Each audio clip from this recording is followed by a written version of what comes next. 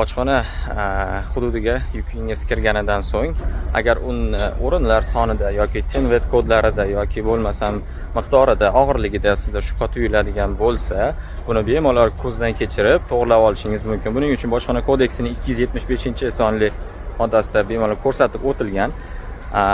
Bu operatsiyani amalga oshirish uchun yuk operatsiyalari, ya'ni E-ombor saytiga kirishimiz kerak va u yerdan bojxona ko'rigiga buyurtmalar bo'limidan ushbu arizamizni tashlay olamiz. Yuk operatsiyalaridan ushbu arizani yuborganimizdan so'ng bizga ariza raqam beradi. Maxsus o'sha ariza raqam orqali biz deklaratsiyamizni IM-74, ya'ni tamojenniy sklad rejimiga joylashtirib rasmiylashtiruvga topshirishimiz kerak bo'ladi.